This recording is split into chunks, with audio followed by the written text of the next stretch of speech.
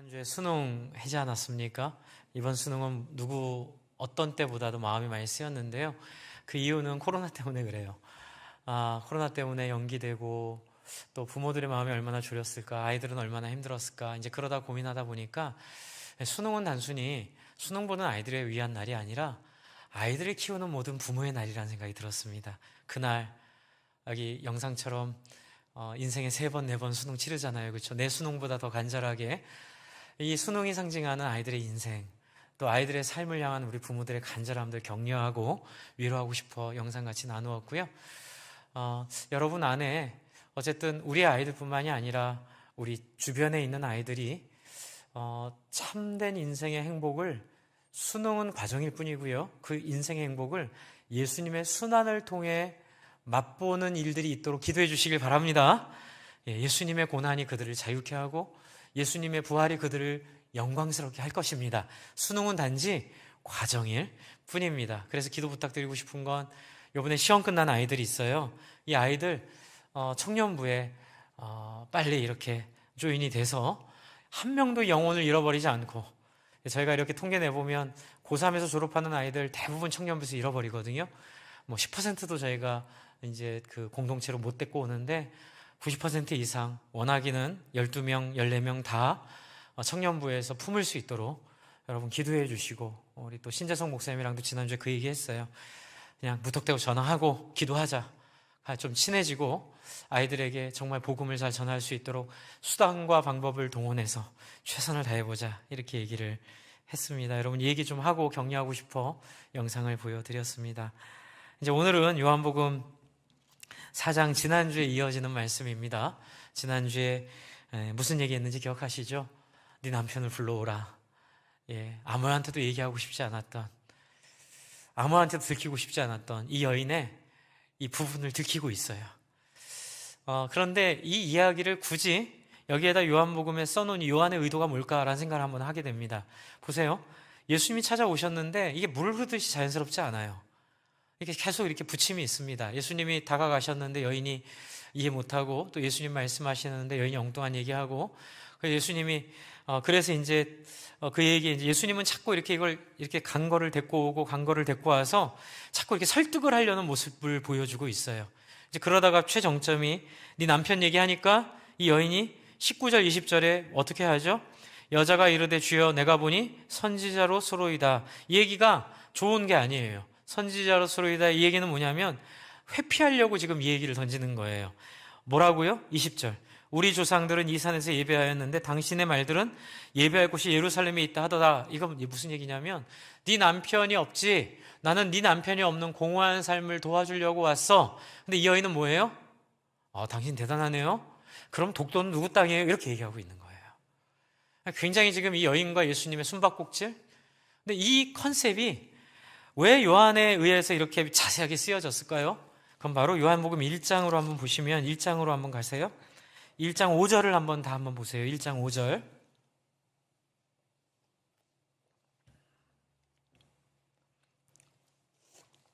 같이 한번 읽어볼까요? 시작. 네. 빛이 어두움에 비추되 어두움이 깨닫지 못하더라. 여러분, 지금 요한 사도는 이 선언으로 요한복음을 기술하고 있는데요. 그래서 빛과 어두움의 관계죠. 그래서 빛과 어두움의 관계를 해결할 수 있는 능력이 뭐예요? 물과 성령으로 거듭나는 거죠. 물이 상징하는 바는 가나온인 잔치에 물이 변하여 포도주 되는 사람의 존재를, 어둠이었는데 빛이 와서 어두움을 밝혀주는 것처럼 물이 완전하게 바뀌어 포도주가 되는 그 역할을 성령이 해주시겠다는 얘기로 지금 이 컨셉을 자꾸 얘기하고 있다가 이 여인의 이야기를 샘플로 적은 거예요. 이 여인의 이야기를 샘플로 적다 보니까 이 여인의 이야기는 빛과 어두움의 관계, 빛과 어두움, 빛이 어두움을 어떻게 설득하는지를 보여주고 있어요. 여기 보시면 예수님은 빛이고 이 여인은 어두움이에요. 그런데 중요한 포인트가 뭐냐면요, 다시 1장 5절로 보세요. 빛이 어떻게 해요? 이게 주도는 누가 해요? 빛이에요. 빛이 찾아온 거예요. 우리 마음에 빛이 찾아오신 거예요. 그래서 제가 이 여인의 설교 처음 시작할 때 낮은 곳을 향하는 마음 말씀드렸죠. 예수님은 이 빛으로 안 가도 되는, 굳이 찾아가지 않아도 되는 이 여인을 찾아오시는 거예요. 근데 여인은 깨닫지 못해요. 근데 깨닫지 못하는 모습이 이 여인의 모습 다르고, 앞에 나왔던 그 하나님이 세상을 이처럼 사랑하사의 그 주인공 니고데모의 모습이 달라요. 자기가 처한 상황과 자기가 처한 입장에서의 모든 부분들이 다 다르게 나타나고 드러나게 되어 있지만, 분명한 것은 각자의 모습에 맞게 예수님이 찾아오신다는 거예요. 여러분, 우리에게도 저희가 완전하던 완전하지 않던, 약점이 있던 없던 교회로서 모여있는 그곳에는 예수님이 임함을 믿으시기 바랍니다. 완전해야 예수님이 임하시는 교회 아니에요. 그냥 누구든지 주의 이름을 부르면 비록 부족하더라도, 비록 그 안에 좀 깨닫지 못하는 미흡함이 있더라도 예수님은 거부하지 않으시고 어두움을 찾아 늘 다니시는 분이세요. 그래서 예수님은 교회 가운데 임하시고 또 우리 가운데 함께하고 계세요. 그런데 우리는 어떻게 해요? 누가 처음부터 예수님 깨닫고 딱 무릎 꿇고 주님 이러겠어요? 여러분, 그런 경우는 그랬다 하더라도 나중에 보면, 베드로 보면 이해하지 못해서 예수님한테 많이 깨지고 예수님한테 많이 교육을 받죠. 예수님은 지금 이 여인이 엉뚱한 얘기하는 것을 제지하지 않으세요. 여러분 보시면 20절에 독도는 누구 땅입니까? 라고 물어봤을 때 무함하도다, 감히 내 앞에서 내가 지금 네 남편 불러오라 그러지 않았니? 라고 하실 수 있는데 예수님이 그렇게 안 하세요. 그런데 결론을 보면 결국은 그 얘기로 돌아가세요. 이게 너무나 중요한 섬김이라는 거예요. 저와 여러분이 교회에서 먼저 좀 점검하고 싶은 건 이런 부분입니다. 피상적인 신앙생활 하는 분들이 있어요. 있을 수도 있다, 아니에요. 있어요. 피상적으로 신앙생활 하는 분들이 있을 수밖에 없어요. 왜냐하면 우리는 그런 존재예요. 우리는 죄인이기 때문에 그래요. 그래도 괜찮아요. 좀 피상적으로 신앙생활 해도 주의 성령이 오면 이런 과정을 통해 우리를 진리로 인도하실 걸 저희는 압니다. 그렇죠? 그런데 피상적으로 신앙생활 하는 걸 알면 유리한 게 있어요. 그게 뭐냐면 내 피상성을 좀 벗어나 예수님의 음성에 귀 기울일 수 있는 기회들이 생기는 거죠. 그래서 예수님은 이 여인에게, 이 여인이 하고 있는 이 피상적인 모습을 예수님이 부드럽게 이 여인의 말을 이용해 바른 곳으로 옮겨가시는 거예요. 그렇다면 먼저 우리 안에 피상성은 어떤 게 있을까요? 우리 안에 피상성은요. 여러분, 제가 이렇게 새가족들 이렇게 많이 뵀는데 너무 좋은, 저희 교회는 삼영의 교회란 이름 때문에 아무나 안 오세요. 저희 교회 등록할 때는 항상 하는 얘기가 교회 이름 때문에 한 번 고민하고 목사님 설교 때문에 2번 고민했습니다. 그래서 참 진입장벽이 저희 교회는 이름부터 있어서 아무나 안 오시는데, 그렇게 오신 분들 중에도 한두 분 정도 이제 이런 질문을 저한테 하신 분들이 계세요. 목사님, 이 교회는 WCC를 인정합니까? 이 WCC는 좀 자유주의 계열에 있는 이제 좀 저 기독교 장로회 측에 있는 그 연합 단체 KWCC 이런 식으로 해서 장로 신학교 쪽 일부가 그 부분을 수용하고 좀 포용성, 좀 하나됨을 강조하다 보니까 이렇게 좀 진리에 대한 선명성이 좀 약해 보이는 약점들이 있어서 저희 교단은 그 부분을 이제 거부를 하죠. 근데 저는 되게 독특했어요. 왜 오시자마자 이분이 이걸 물어봤을까? 그랬더니 전에 있는 교회에서 신앙의 중심을 WCC에 가입한 교회를 다니느냐 아니냐에 따라서 그걸 중요하게 말씀하셨다 그래서 제가 이게 우물가 여인이 좀 생각이 났었어요. 제가 그분 설명을 잘 해드렸거든요. 비난하려는 건 절대로 아니고요. 그럴 수도 있다고 말씀드리는 건데, 여러분, 신앙생활 하다 보면 정말 신앙의 본질이 아닌 신앙을 위해 필요로 하는 여러 가지 참고 사항들에 목숨을 거는 분들이 생겨 계세요.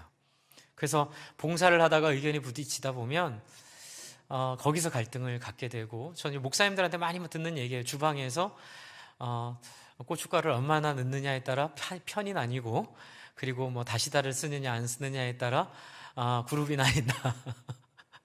그래서 이제 성가대에서 또 그런 갈등이 있을 수 있고요.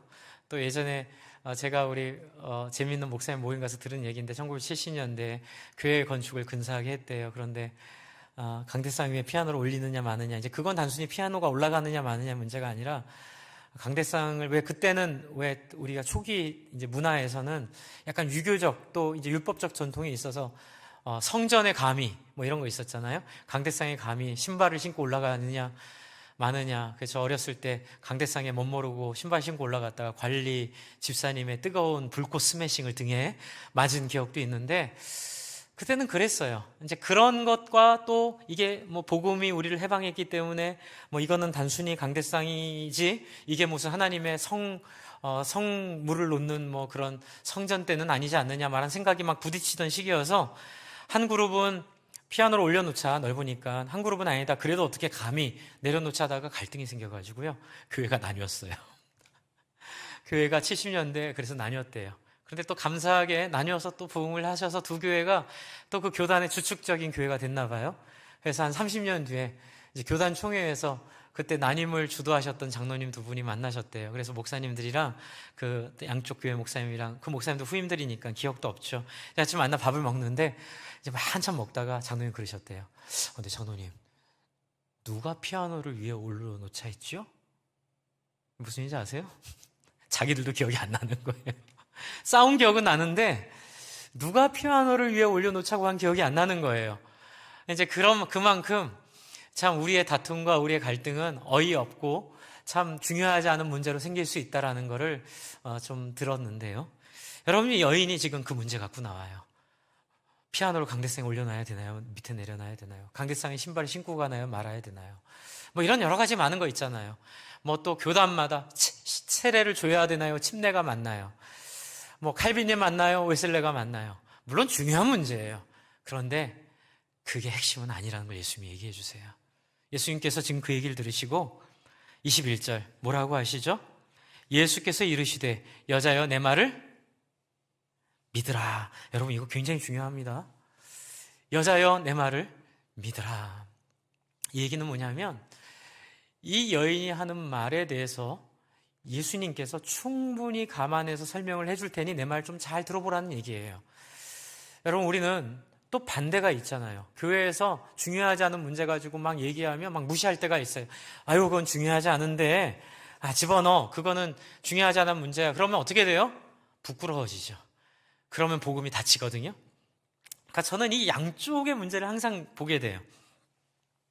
너무나 전통적이고 너무나 본질이 아닌 문제를 따르는 사람들과 또 이 본질이 아니고 전통적인 문제를 개혁한다고 하면서 뭐 예를 들어 성경적인 11조 정신, 성경적인 안식일 정신. 여러분 근데 결론은 하나예요. 성경적인 11조 정신 따라가 보면 그냥 결론은 100%가 하나님 것이니 그 중에 10분의 1을 상징으로 바쳐라. 이제 그 얘기가 이제 10분의 1인데 여기까지 돌아오느라고 한 20년 돌렸어요. 20년 동안은 뭐 11조를 해도 된다 안 해도 된다 뭐 예수님이 오셨기 때문에 이제 다 그 중심이 있는 거죠.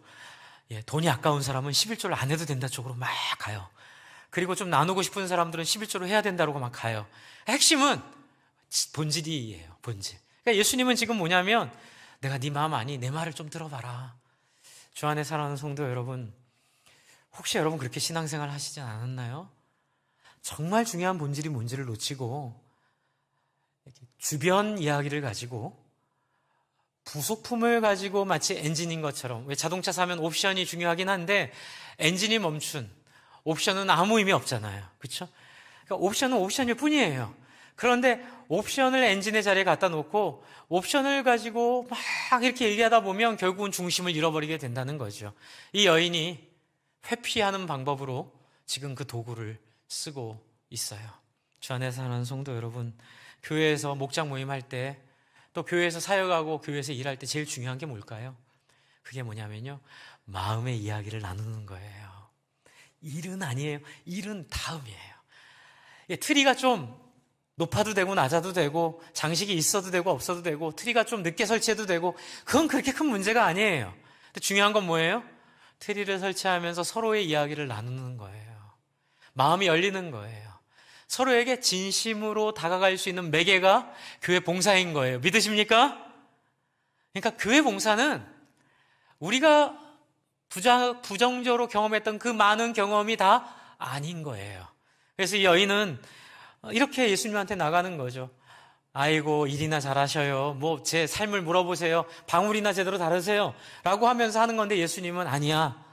나는 지금 내 목적이 지금 트리를 만드는 데 있는 게 아니라 트리를 통해 너의 이야기를 듣고 싶고 너의 마음과 내 마음이 소통하고 싶고 너의 마음속에 내 진심의 위로와 따뜻함을 전해주어 너와 내가 마음이 통하기를 바라는 거야 라고 예수님이 지금 여자여 내 말을 믿으라 이렇게 얘기하고 계세요. 그리고 무슨 얘기 하시나요? 이 산에서도 말고 예루살렘에서도 말고 너희가 아버지께 예배할 때가 이르리라. 이 얘기가 무슨 얘기냐면 그 당시 유대인들의 경전인 토라에는 그리고 토라와 그 구약 성경에는 다 유대인들 중심의 이야기로 쓰여 있는데 그게 맞아요. 그래서 예배는 예루살렘에 드리는 게 맞아요. 근데 사마리아인들 입장에서 보면 기분 나쁘잖아요. 저 사람들 우리 취급도 안 해주는데 뭐 취급도 안 해주는데 거기 가가지고 뭐 해요? 그래서 뭐라 그러죠? 네. 바꾸자. 그래서 바꿔요. 성경을 쓱쓱 지고 바꿔요. 뭐로 바꿔요? 예배를 어디서 하라고 바꿔요? 그리심산에서 하라고 바꿔요. 그리심산으로 바꿔서 사마리아인의 경전에는 그리심산에서 예배하도록 예루살렘이 바뀌어 있어요. 근데 본질은 뭐예요? 예루살렘이 맞아요. 근데 이 사마리아 사람들 이거 갖고 막 우기는 거예요. 그러다 보니까 20절에 이 여인이 그래서 물어본 거예요. 우리 조상들은 이 산에서 예배하는데 당신의 말은 예배할 곳이 예루살렘에 있다고 우깁니다. 당신 유대인이니까 당신 어떻게 생각하십니까? 이 산에서 예배하는 게 맞나요? 저 산에서 예배하는 게 맞나요? 이렇게 예수님을 자극하는 거죠. 여기서 예수님 안 말리죠. 내 말을 들으라 라고 얘기하고 뭐라고 하세요? 이 산에서도 말고 너무나 충격적인 얘기를 해요. 예루살렘에서도 말라. 야, 이건 유대인으로 할 수 있는 말이 아닌데 예루살렘에서도 말고 그런데 중요한 건 너희가 아버지께 예배할 때가 이를 텐데 그것은 지금 바로 이 순간이다. 이렇게 예수님이 말을 하시는 거죠. 그래서 22절에는 하나 전제를 하세요. 내 말이 진짜야. 너희는 알지 못하는 것을 예배하고 우리는 아는 것을 예배하는데 이는 구원이 유대인에게 남이라. 그래서 저는 여기서 예수님 자세를 보면 무엇을 이루기 위해 사실과 다른 얘기 안 하세요. 그런데 이 얘기가 잘못하면 이 여인의 마음을 멀게 할 수 있는데도 불구하고 사실이기 때문에 근데 유대인들 말이 맞기는 해. 그러나 그게 다가 아니야. 내 얘기 잘 들어봐 라고 얘기하면서 여인에게 아주 기술적으로 예수님이 얘기하시죠. 23절이에요. 23절 한번 보세요. 뭐라 그러죠? 아버지께 참되하게 예배하는 자들은 영과 진리로 예배할 때가 오나니 곧 이때라 이렇게 얘기하세요. 이 얘기는 굉장히 우리에게 주는 상징이 크지요. 먼저 이때다를 먼저 말씀드릴게요. 지금 예수님은 어마어마한 선언을 하고 계세요. 인류 역사에 어쩌면 종교 역사가 인류 역사라고 저는 보는데요. 이 인류 역사의 가장 중요한 전환점을 지금 예수님이 보여주고 계세요. 그게 뭐예요? 예배의 본질을 회복하는 거예요. 이제 그때까지는 예배 본질이 회복이 안 됐어요. 예수님 오기 전까지는. 왜 회복이 안 됐을까요? 예배의 본질은 하나님과 영과 소통하는 건데 영이 올 수가 없었어요. 그런데 예수님을 통해 우리에게 하나님의 영이 오게 돼요. 예수님 십자가에 돌아가심으로 우리와 하나님을 가로막았던 죄의 문제가 해결됐기 때문에 우리와 하나님이 소통하는 관계로 우리에게 드디어 성령의 문이 열려서 이제 우리가 진짜 예배의 본질을 찾게 되는데 그때가 언제예요? 바로 지금이라고 지금 선언하고 계세요. 그런데 제가 여기를 왜 강조를 하냐면요. 여러분, 이 여인이 지금 누구예요? 이름 없는 사마리아의 죄인인 여인이에요. 저 같았으면요, 여기서 얘기 안 해요. 저 같았으면 공영방송 기자들 다 모으고요, 예루살렘 성전 앞에서 기자회견 했을 거예요. 많은 사람들에게 이 어마어마한 시대의 전환을 선포하는 선포식을 했을 거예요. 그러나 예수님은 바로 이때라는 말을 이 여인의 문제를 회피하고 있는 여인의 삶을 만져주기 위해서 이 보잘것없고 작아 보이는 이 시간을 예수님은 어마어마한 선언의 기회로 삼아 주세요. 할렐루야. 여러분, 이건 예수님의 세계관이고 가치관이에요.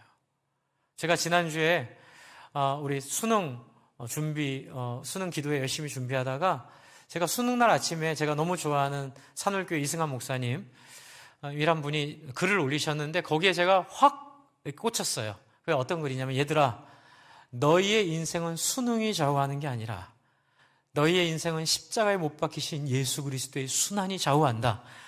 그 순환과 수능을 딱 이렇게 라임을 붙이셔가지고 딱 던져주시는데 제가 거기서 확 꽂혀버렸어요. 그래서 준비했던 말씀 다 엎어놓고 새로 생각난 그 구절을 보고 생각난 말씀, 마태복음 4장에 있는 예수님 마귀에게 시험 받으신 3가지 시험에 대한 말씀을 준비해서 제가 우리 수능날 설교를 드렸어요. 이 마귀에게 시험 받으신 예수님이 오늘 이 여인을 앞에 두고 이 어마어마한 코페르니쿠스적인 이 선언을 예수님이 하시는 그 이유가 그 유혹 안에 있더라고요. 예수님이 왜 그렇게 하셨냐면요, 예수님이 그런 분이세요. 어떤 분이시냐면, 마귀가 3가지 시험을 하는데, 첫 번째 시험 여러분 기억하세요? 첫 번째 시험, 40일을 몽창 굶었는데, 배고파 죽겠는데, 돌을 바꾸어 떡을 만들라고 사탄이 조롱하듯이 얘기해. 네가 만일 하나님의 아들이거든 이 돌로 떡을 만들어 먹어라, 이렇게 얘기했을 때 우리는 뭐라 그러죠? 목사님, 먹고 살아야 되니까. 예배를 못 드리는 이유도, 봉사를 못하는 이유도, 목장을 못 나오는 이유도 다 어디에 가 있어요? 그 확신 가운데 있어요. 먹고 사는 문제는 건들면 안 된다는 거예요. 먹고 사는 문제가 제일 중요하다는 거예요. 어디 감히 먹고 사는 문제를 넘어가가지고 신앙을 얘기하냐는 거예요. 그런데 예수님 뭐라 그러시죠? 사람이 떡으로만 살 것 아니요 하나님 말씀으로. 이건요, 천지개벽할 만한 모습이에요.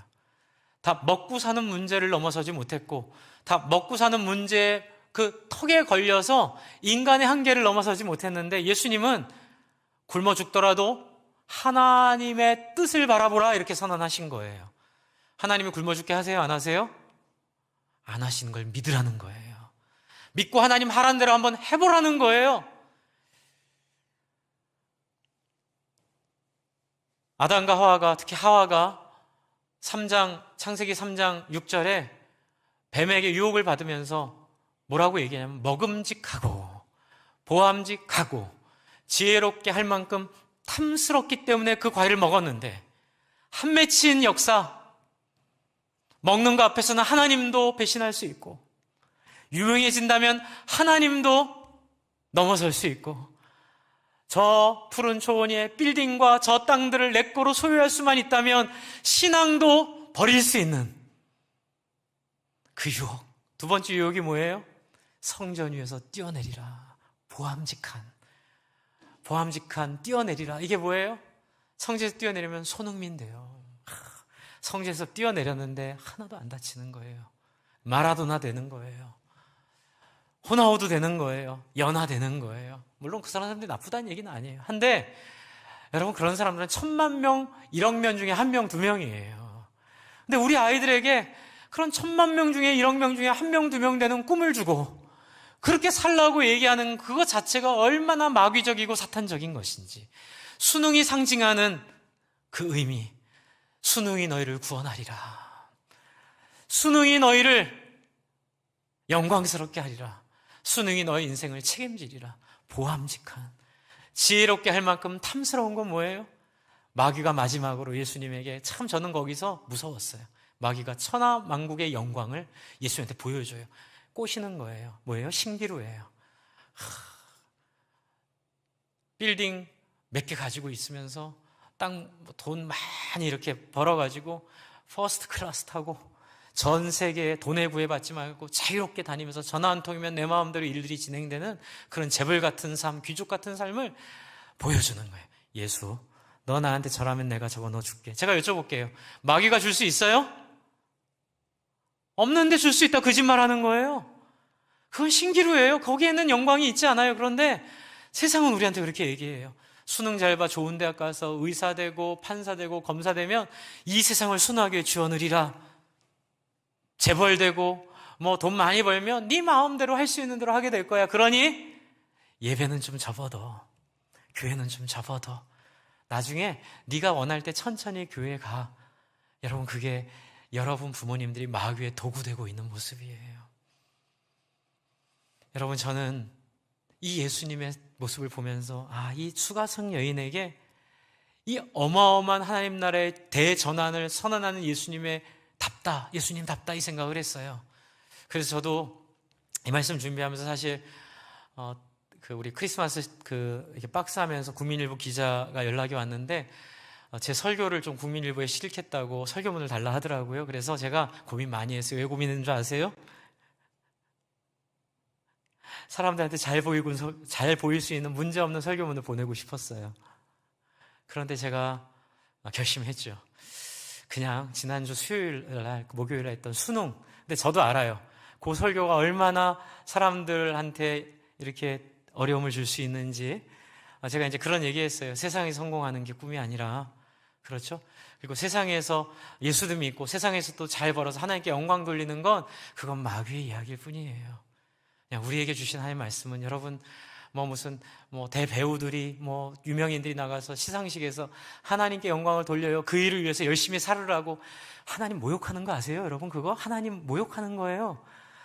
여러분, 하나님이신데 그깟 시상식에서 하나님께 영광 돌리는 그깟 얘기를 듣기 위해 하나님께 예배하지도 않고 하나님의 뜻대로 살지도 않는 것을 하나님이 기뻐하시겠어요? 그깟 아카데미 시상식에서, 그깟 대종상 시상식에서, 그깟 KBS 연예대상에서, 그깟 무슨 축구 선수들 뽑는 그 자리에서 하나님께 영광 돌려요, 그 말 하나 듣자고 하나님이 그걸 기뻐하세요? 하나님의 너무 얼굴에 똥칠하는 거예요. 죄송한 표현 쓸게요. 저는 그 얘기 들을 때마다 너무 가슴이 아파요. 하나님을 너무 모욕하는 거예요. 하나님을 그 정도 수준으로 우리가 놓는 거예요. 그래서 각오하고 보냈어요. 이제 다음 주부터 그 기사 본 목사님들한테 혼나겠죠, 저는. 어디 이런 목회자가 있냐고 혼날 각오하고 보냈습니다. 보호해 주세요. 저 좀 도와주세요. 욕 많이 먹더라도. 시대가 그런 시대예요. 한국 교회가 그런데 너무 많이 몰입돼 있고 너무 많이 속아 있고, 그래서 우리 아이들을 위해서 마귀의 유혹을 막 주면서도 그게 하나님의 뜻이라고 혼자 속고 좋아하는. 그러나 여러분 보십시오. 주님은 어떤 분이세요? 시대의 전환을 제자 몇 명 있고 아무도 보지 않고 아무도 주목하지 않은 그 남편도 없는 그 버림받은 여인에게 선언하고 계세요. 할렐루야! 여러분, 이게 바로 우리가 따라가야 될 예수님이세요. 유명해지고 세상적으로 알려지고 거기에 춤추면 안 되고요. 우리에게 주신 모습은 뭐예요? 한 영혼을 소중하게 여겨 이런 여인임에도 불구하고 이 여인을 붙잡고 설득하시고 대화하시고 못 알아들으면 또 설명해 주시고, 이 여인이 잘못 얘기하면 그것을 면박해 하지 않으시고 혼내지 않으시고 내 말 잘 들어 이렇게 얘기하면서 살살살살 끌어가지고 결국 이 여인에게 어마어마한 시대의 전환을 말씀하세요. 그게 뭐예요? 예루살렘도 아니고 어떤 것도 아니라 하나님께 예배하는 것의 본질이 바뀌어버릴 것이다, 나로부터. 그렇게 얘기하시는 거예요. 그리고 두 번째 23절 또 하나 우리가 생각해야 될 것은 뭐가 있냐면, 아버지께 참되게 예배하는 자들은 영과 진리로 예배할 때가 오나니, 이렇게 돼 있는데, 보세요. 영과 진리로 예배할 때가 오는데 조건이 뭐가 있어요? 아무나 다 영과 진리로 예배해요? 한번 보세요. 23절에요. 아버지께 어떻게 예배하는 자들? 참되게 예배하는, 이 참되게가 뭘까요? 하나님의 성품에 맞게 예배하는 자들. 그건 노력하라는 게 아니고요, 그냥 하나님을 순수하게 바라보면 생기는 우리의 태도예요. 그게 뭐예요?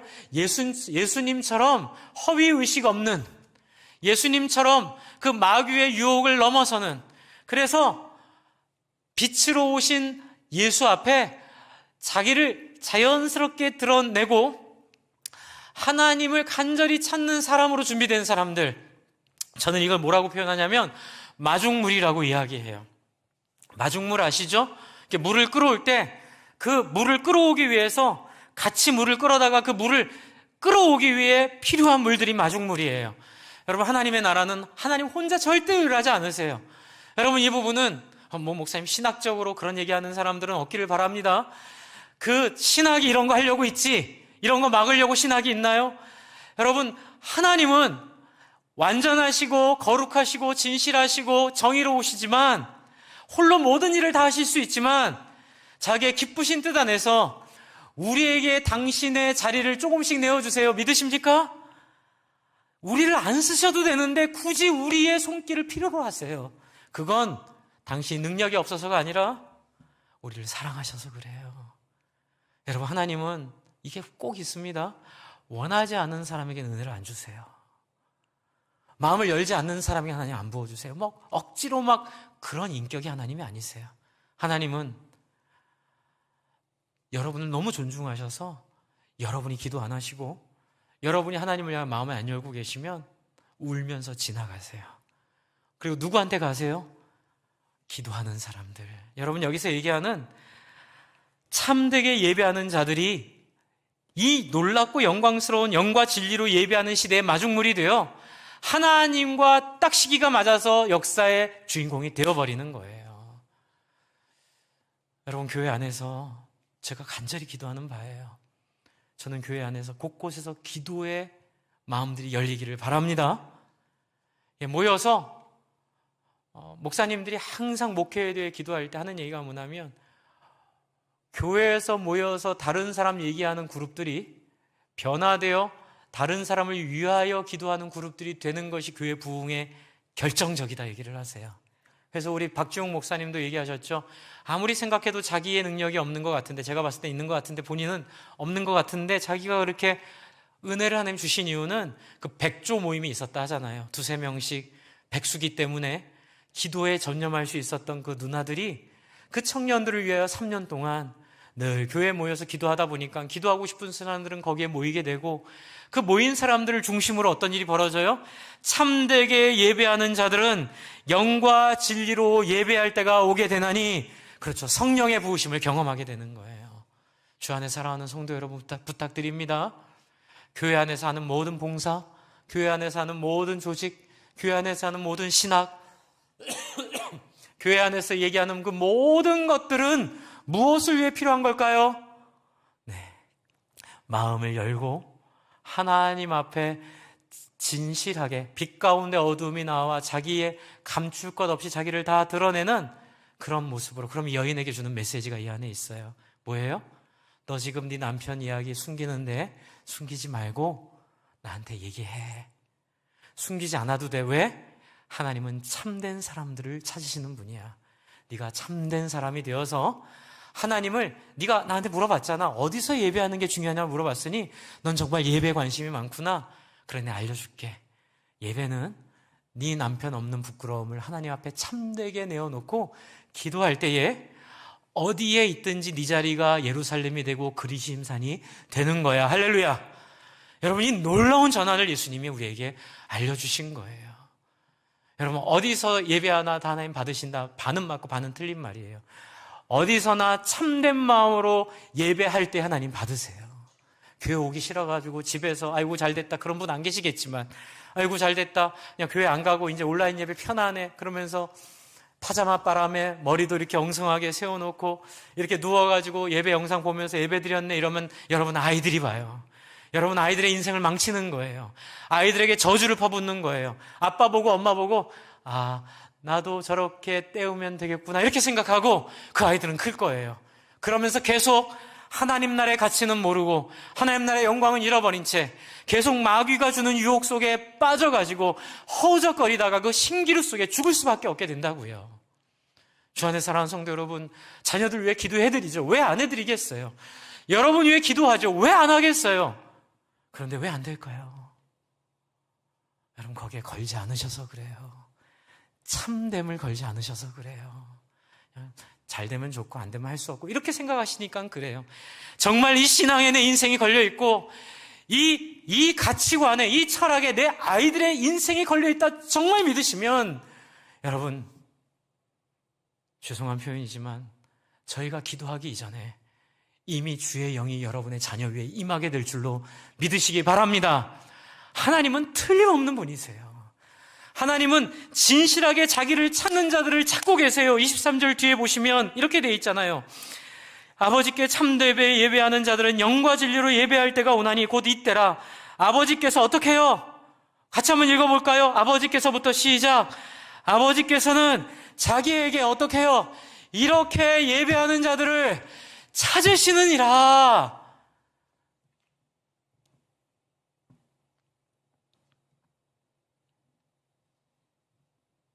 예전에 청년부에서 기도 열심히 할 때 그런 기도했어요. 하나님 은혜 주세요, 은혜 주세요. 주세요, 주세요. 하나님 마음속에 그 마음 주세요. 나는 늘 주는 사람이고, 너는 늘 주는 존재고, 난 너에게 주는 걸 기뻐하는데, 너희도 달라고 하는데, 근데 뭐가 안 되네? 안 된 이유가 뭐니? 그 제가 한번 설교했는데 우리 청년들이 고백하더라고요. 진짜 그렇게 되고 싶다는 생각은 안 했대요. 진짜 그렇게 되고 싶다는 생각 없이 그냥 교회에 왔으니까 그렇게 해달라는 기도를 그냥 한 것뿐이지 정말 마음의 바람을 가지고 한 건 아니라 하더라고요. 그래서 선언을 했지요. 수련회를 100일 앞두고 우리 매일 기도하자. 그래서 정말 매일 나와 기도했어요. 여러분, 그 수련회에서 어마어마한 은혜가 부어졌어요. 여러분, 원하는 자를 찾으시는 분임을 믿으십니까? 여러분, 원하시면 하나님이 여러분 만나주세요. 원하시면 이 교회 가운데 임하세요. 그래서 우리 교회를 원하는 자를 찾으시는 하나님이 보배들을 발견하는 황금밭이 되도록 여러분, 우리 참되게 하나님 앞에 우리의 마음을 열고 하나님 앞에 우리 진실을 이야기하고 우리의 중심을 드림으로써 하나님께 그렇게 나아가기를 바랍니다. 그러면 이제 마지막으로 반복하세요. 24절에 하나님은 영이시니 예배하는 자가 영과 진리로 예배할지라 이렇게 얘기하는 이유는 뭐예요? 이 유명한 얘기하는 이유는 뭐예요? 예배는 너희에게 달렸다는 얘기예요. 예배는 하나님께 달리지 않았어요. 하나님은 이미 우리에게 주실 은혜들을 다 퍼부어 주고 계시고 부흥의 시대 지나지 않았어요. 부흥의 시대는 항상 동일해요. 하지만 사람들이 돈의 마음을 뺏기고 성공의 마음을 뺏기고 익숙함의 마음을 뺏겨서 그 하나님이 주신 기회를 놓칠 뿐이에요. 그래서 예수님의 선언은 바로 이거예요. 여인이여, 네 마음을 열어라. 여인이여, 네 마음을 하나님께 오픈해라. 여인이여, 너를 하나님께 투명하게 빛이 왔으니 어두움 피하지 말고 빛을 마음껏 안심하고 받아내라. 그러면 어떻게 돼요? 하나님이 찾으시는 자들에게 영과 진리의 예배의 영광이 임할 것이다. 이렇게 예수님이 선언하고 계세요. 다시 원래 문제로 돌아가는 거예요. 네 문제 고백하자. 네 문제 얘기하자. 네 문제 나랑 소통하자. 나랑 대화하자. 주 안에 사랑하는 성도 여러분, 목사님, 저는 예배와 기도는 잘하는데 목장이 어려워요. 여러분, 그거 어렵다고 안 하시면 큰일 납니다. 신앙의 90%를 잃어버리고 사세요. 그냥 명분만 가지고 사시는 거예요. 그런데 여러분, 목장이 주는, 공동체가 주는 핵심이 바로 여기 있어요. 서로에게 자기를 투명하게 여는 거예요. 대상이 없으면 어떻게 투명하게 열어요? 그러니까는 목장 안에서 여러분 여기서 투명하게 여시겠어요? 저 혼자 설교 시간도 지금 짧아서 맨날 허덕허덕거리고 있는데 안 되잖아요. 그러니까 목장 안에서, 제가 그래서 목장에서 제 설교 가지고 읽기만 하고 넘어가라 그러는 거예요. 성경 공부 이런 거 하지 말고 충분히 서로의 이야기를 나누고 충분히 자기 안에 있는 남편이 5이었으나 지금 있는 남편도 내 남편이 아니라는 이 수치스러운 얘기까지도 할 수 있는 믿음. 하나님은 살아계시고 나를 구원하셨기에 내가 겪은 모든 창피한 일들, 나의 약점들, 그리고 나의 부끄러운 것들을, 어떤 것들도 나를 좌우하지 못한다. 할렐루야. 여러분 믿으십니까? 여러분, 우리 안에 있는 어떤 것도 나를 열등하게 만들지 못해요. 왜요? 하나님이 나를 구원하셨어요. 하나님이 나와 함께 계세요. 여러분, 이게 믿음이에요. 부디 부탁합니다. 여러분, 우리 교회 봉사할 때 고춧가루 많이 넣어도 되고 적게 넣어도 돼요.